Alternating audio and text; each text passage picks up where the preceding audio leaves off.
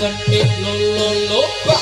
wong mati ora obah yen umpama dadi bocah yen urip golekno duit Allahumma